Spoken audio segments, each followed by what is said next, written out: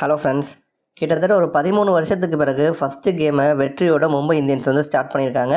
அதற்கெல்லாம் முக்கியமான காரணம் யார் அப்படின்னு உங்களுக்கே தெரியும். மும்பையினுடைய ராஜாவான ரோஹித் சர்மா தான். ரோஹித் சர்மா களத்தில் இருக்கிறப்ப, ஃபீல்டிங் பண்ணுறப்ப, பேட்டிங் பிடிக்கிறப்ப மும்பையோட ராஜா ராஜா அப்படிங்கிற மாதிரி கிரவுண்டு முழுக்க வந்து ரோஹிட்டோட பேர் தான். இந்த சீசன் வந்து நிறைய இன்ட்ரெஸ்டிங்கான விஷயங்கள் நம்ம வந்து பார்க்க போகிறோம். ஜென்ரலாக வந்து தோனி வந்து வைரல் ஆவார். இந்த மாதிரி ரோஹித் சர்மா வைரல் ஆகிறாரு. ஏன் அப்படின்னா அவர் வந்து ஃபிட்னஸ்க்கு இம்பார்ட்டன்ஸ் கொடுத்துருக்காரு, உடம்பை குறைச்சிருக்காரு.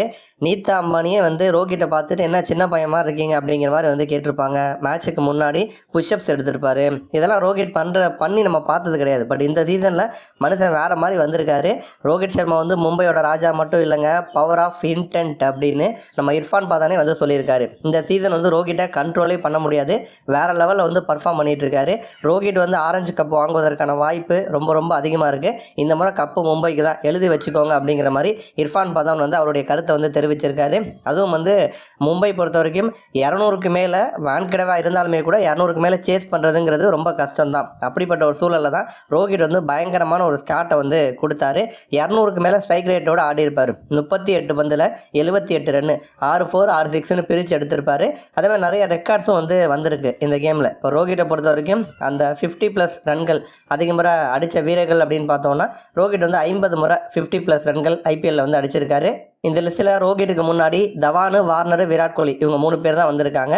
அதே மாதிரி ஒரு ஆப்போனண்ட்டுக்கு அகைன்ஸ்டாக அதிகமான ரன்கள் அடித்தது வந்து ரோஹித் சர்மா தான். கேகேஆர்னால் அவருக்கு ரொம்ப பிடிக்கும் போல்.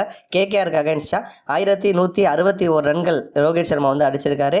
அதே மாதிரி பார்ட்னர்ஷிப்னு பார்த்தோன்னா ரோஹிட், கிப்ஸு, ஸ்மித்து, டெண்டுல்கர் இவங்களுக்கு அடுத்த இடத்துல இப்போ ரோஹித், ரிக்கல்டன் வந்திருக்காங்க. இந்த கேமில் 148 ரன்கள் அடிச்சிருப்பாங்க. ஸோ இதுவுமே வந்து ஒரு வேற லெவல் ரெக்கார்டு அப்படின்னு வந்து சொல்லலாம். ஸோ எல்லாருமே வந்து ரோஹிட் இந்த மாதிரி கம்பேக் கொடுத்ததுனால சந்தோஷமாக இருக்காங்க. ஒரு சைடு வந்து தோனி வந்து முதல் 2 வாரம் ஆட மாட்டார் அப்படின்னு வருத்தமாக இருந்தாலுமே கூட, இன்னொரு புறம் வந்து ரோஹிட், கோலிலாம் இந்த மாதிரி ஃபார்மில் இருக்குது, ஃபேன்ஸுக்கு ஒரு ட்ரீட்டாக அமைஞ்சிருக்கு. இன்னொரு புறம் பார்த்தோன்னா சிஎஸ்கே அணியினுடைய பிளேயிங் 11 எந்த சீசனில் இல்லாத அளவுக்கு இந்த சீசனில் ஒரு வித்தியாசமான பிளேயிங் 11 தான் நம்ம வந்து பார்க்க போகிறோம். ஓப்பனர்ஸாக ஆயுஷ் மாத்ரே மற்றும் சாம்சன் அவங்க 2 பேர் இருப்பாங்க. அடுத்து 3வது இடத்துல தான் கேப்டன் ருத்ராஜ் கெய்க்வாட் வந்து வருவார். அடுத்து உர்வில் பட்டேல் இருக்கார். அடுத்து ஓவர்டன், சிவம் தூபே, அடுத்து பிரசாந்த் வீர், காம்போஜ், நூர் அகமத், கலீல் அகமத், ராகுல் சகார் இவங்க வந்து இருக்க போகிறாங்க. இப்போ இதில் வந்து பெஞ்சுன்னு பார்த்தோன்னா தோனி வந்து பெஞ்சில் தான் இருக்க போகிறாரு, ஆட மாட்டார். அதேமாதிரி டிவால்டு பிரேவிஸுக்கும் வந்து இன்ஜரி அப்படின்னு சொல்லியிருக்காங்க. அதனால் அவருமே வந்து ஆட மாட்டார். சிஎஸ்கேவை நம்ம வந்து பார்த்தோன்னா பவுலிங் ரொம்ப ஸ்ட்ராங்காக இருக்காங்க அப்படின்னு சொல்ல முடியாது, ஆவரேஜாக வந்து இருக்காங்க.